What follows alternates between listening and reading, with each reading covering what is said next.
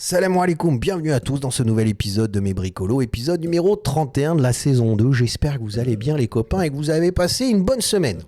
Alors moi, comme à mon habitude, j'ai consulté les sites internet que j'ai l'habitude de regarder pour préparer ces émissions de Mes Bricolos. Et je vous avouerai que ça fait plusieurs semaines que je tombe sur pas grand chose en fait finalement. Je trouve pas qu'il y a des créations, en tout cas, qui me motivent suffisamment pour avoir envie de vous en parler. Je vous le dis honnêtement. Donc comme j'avais un peu de temps, j'ai regardé ce documentaire, tout le monde en parle, de Kanye West sur Netflix. D'accord. Alors j'étais tombé sur cet article, évidemment sur Hypebeast. Alors est-ce que ça fait de moi un Hypebeast? J'en sais rien. Je pense pas. Mais en tout cas, j'aime bien consulter ce site internet et ça faisait un petit moment que Netflix parlait de ce documentaire qui se préparait sur Netflix. D'accord. Et bon, alors Netflix, je trouve que je suis toujours un petit peu perplexe parce que chaque fois qu'ils font des documentaires, c'est toujours un petit peu sensationnel. Et je me suis dit, ils vont encore encenser Kanye West parce que ce mec, c'est vrai qu'il est incroyable. Alors, je vais vous en parler 2 secondes parce que Kanye West, pour moi, c'est vraiment un créateur. C'est vraiment un artiste, un dingue. C'est un mec qui n'a qu'un objectif dans sa tête, c'est l'innovation. Déjà à l'époque, quand il avait sorti son premier album, moi je m'en souviens, alors c'était dans les années 2000, mais je m'en souviens assez bien, parce que c'était déjà c'était une approche qui très personnelle. Même les clips étaient complètement dingues. On avait l'habitude, enfin moi je suis un mec des années 90, j'étais adolescent dans les années 90, et les clips de rap, c'était des trucs Daz FX, Mobb Deep, enfin tout ça, je veux dire, Wu-Tang Clan, alors ça dépendait, moi j'étais plus East Coast que West Coast, mais je veux dire c'était des clips un petit peu, ça, c'était assez, assez rude, vous voyez ce que je veux dire? Et là on arrive avec Kanye West dans les années 2000, qui nous fout des couleurs partout, enfin il est un peu disco le mec. Et donc il avait une approche très particulière, même dans son sampling. Donc musicalement, je me suis dit, tiens, ça faisait longtemps que j'avais pas écouté quelqu'un d'aussi innovant. D'accord. Et si je dois le comparer justement avec un de ses disciples qui est Virgil Abloh, et c'est vrai que je l'ai souvent, enfin feu Virgil Abloh, paix à son âme, mais je l'ai souvent critiqué dans mes épisodes de Mes Bricolos, dont notamment l'épisode numéro 14 de la saison 1. Je vous encourage à aller voir cet épisode. J'ai souvent critiqué le personnage parce que ce que je reprochais à Virgil Abloh, c'est que c'est pour moi plutôt quelqu'un qui personnalise, qui est dans la personnalisation. D'accord. Un objet existe, c'est ce que j'explique dans cet épisode 14 de la saison 1, je la mettrai à la fin de cette vidéo. Et voilà, il prend une basket, la Jordan 1, et puis après, il vient changer la matière, certaines formes, certaines choses. Bon, d'accord, mais il propose pas quelque chose de super innovant. Alors que moi, ce qui me plaît beaucoup chez Kanye West, c'est que il a monté sa marque avec Adidas, donc qui s'appelle Yeezy. Et chaque fois qu'il sort une chaussure, c'est du jamais vu, les gars. Je suis désolé. Mais c'est vraiment quelque chose, le mec, il se barre dans des délires pas possibles. Et notamment, j'avais fait une vidéo, c'était Mes Bricolos, c'était l'épisode 10 de la saison 1, et je parlais des foam runners. Vous voyez ces chaussures-là qu'on voit à droite, alors je la montre du doigt, mais celles-là, elles sont incroyables, ces pompes, elles sont juste pas possibles. Enfin, moi, je l'ai en monobloc, monomatériaux, on voit le plomb de joint. Je vous encourage à aller voir cet épisode. Alors, c'est vrai, étant un gamin des années 90, moi, ce que j'adorais à l'époque, j'étais fan de sneakers parce que ce que j'aimais, et j'en parle souvent, hein, c'est ce qui m'a fait aimer le design, c'est la Nike Air 180, les gars. J'ai fait un épisode là-dessus. D'ailleurs, le premier épisode de Mes Bricolos, c'était sur la Go Fly Ease de Nike. Et en fait, ce qu'il y avait, c'était qu'à l'époque, tu avais Reebok, Adidas et Nike. C'était surtout Reebok et Adidas et Nike, pardon, qui franchement, honnêtement, se tapaient la bourre en termes d'innovation parce qu'ils voulaient vendre un maximum et c'était à celui qui innove le plus. Donc, on avait l'Exalite avec la pump de chez Reebok. Chez Nike, on avait la bulle d'air. Donc, on avait la Nike Air Max, après la Nike Air 180. Puis après, ils sont partis sur 360. Ils sont partis dans tous les sens. Mais je veux dire, ça a innové beaucoup dans les années 90. Et puis, depuis, on n'innove plus beaucoup chez Nike. Hein. C'est de temps en temps. Ouais, la Go Fly Ease est très intéressante, mais sinon, pas énormément. D'accord, on ressort toujours la Nike Air Jordan 1 qui est sortie en 85. Ok les gars, elle est belle, elle est super bien dessinée, je vous l'accorde, elle est absolument pas confortable, mais qu'est-ce qu'elle est belle. Et puis on vient changer les couleurs, on vient changer les matériaux, et puis à chaque fois c'est ça. Et moi j'en peux plus.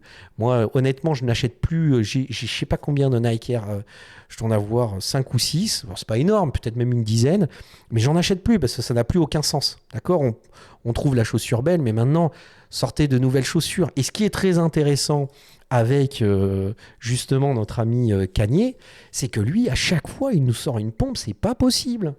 Et là, c'est juste une petite partie de sa collection. Mais le mec, il dessine des chaussures qui sont dingues. Et à chaque fois qu'il sort une nouvelle chaussure, on se dit, mais c'est où il est allé inventer un truc pareil. J'en ai parlé à plusieurs reprises, le mec, c'est pas possible. Et pour moi, la plus belle chaussure qui est sortie de la décennie, c'est la Foam Runner. Largement, j'aimerais bien en avoir une. Plusieurs fois, j'ai essayé d'en acheter une. C'est impossible parce qu'elles partent en 4 secondes. En plus, elles sont même pas chères. Elles sont franchement, honnêtement, je crois qu'elles sont à 600, 800 dirhams, 80 euros, quelque chose comme ça. Mais elles se revendent à 300 euros, 3000 dirhams. Je ne vais pas les acheter à ce prix-là à la revente. Ça n'a pas de sens. Donc, on en revient.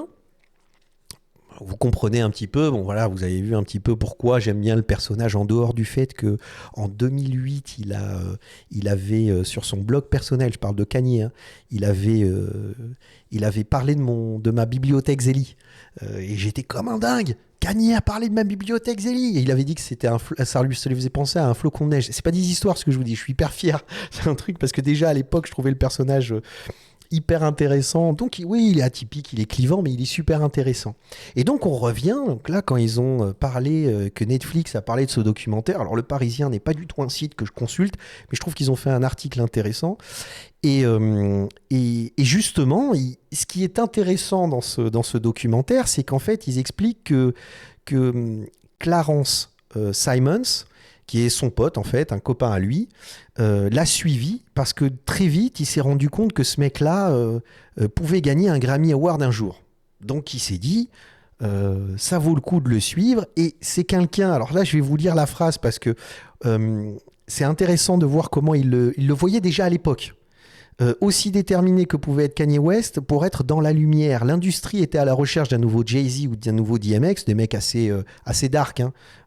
Tu vois, les mecs, ils sont pas là pour rigoler, ils sont pas là pour jouer au domino ni pour beurrer des sandwichs. Les gars, c'est du lourd. Hein.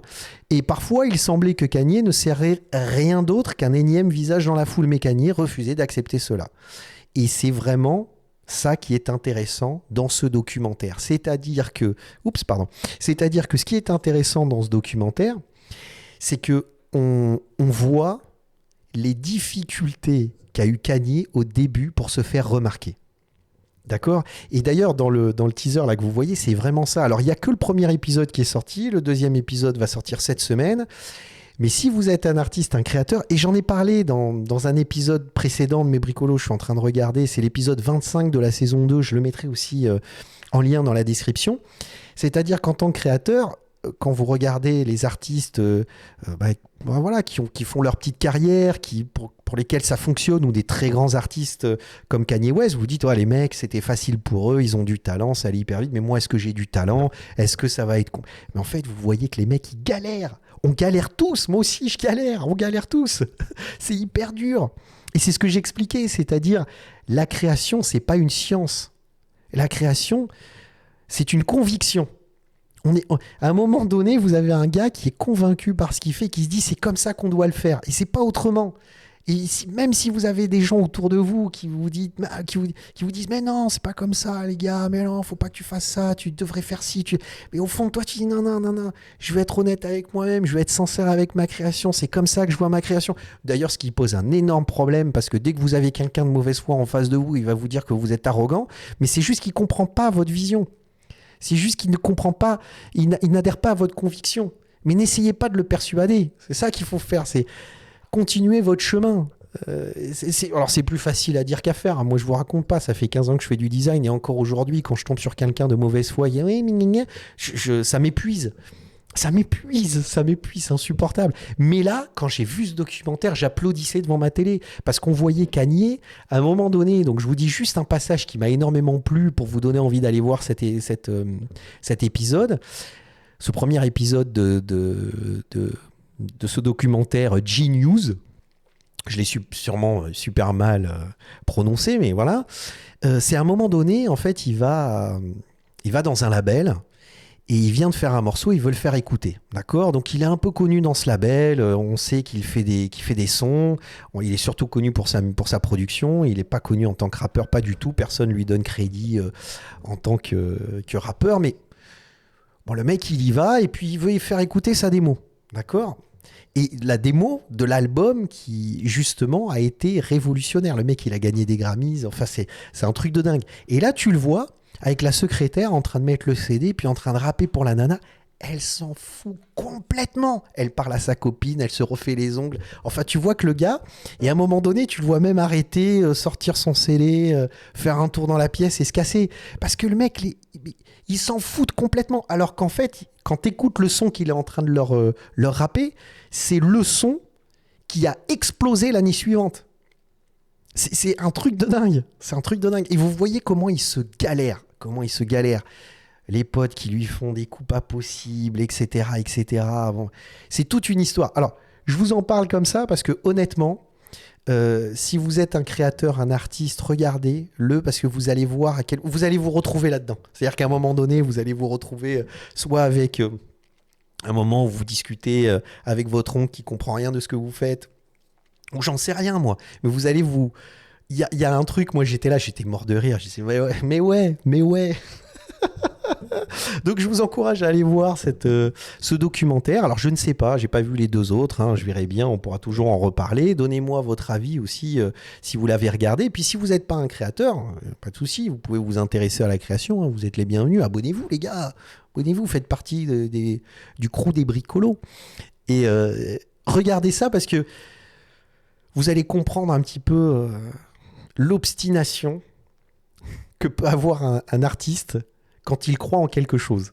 D'accord ? Et puis vous allez peut-être lui pardonner un petit peu ses dérives un petit peu tarées. Bon, alors, cela dit, voilà, c'était ma petite vidéo de mes bricolos, parce que comme je vous l'ai dit, mes bricolos, c'est pas toujours que du design produit, de l'architecture, de l'impression 3D et tout ça, c'est aussi parler de choses,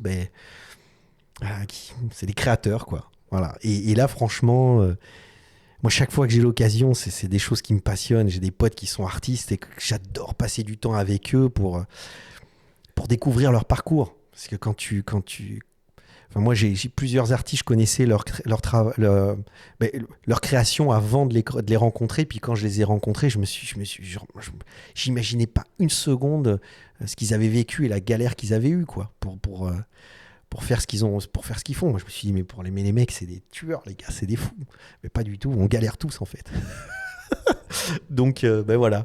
Pour tous les galériens de la création, comme moi d'ailleurs, hein, c'est un beau documentaire, je vous encourage à aller le voir. Donc voilà, passez une bonne semaine. J'espère qu'il va y avoir des nouvelles actualités dans le monde de la création qui vont se présenter rapidement parce que j'ai envie de vous parler de choses, un peu de design. Là, je pense qu'il y a des choses qui vont sortir intéressantes. Donc bon, on s'abonne, hein, comme ça c'est le meilleur moyen. On appuie sur la cloche, le like, le pouce en l'air, aidez-moi. Parce que alors, franchement, je vous jure que les algorithmes... C'est rigolo parce que les algorithmes YouTube, des fois, j'ai plein d'abonnés.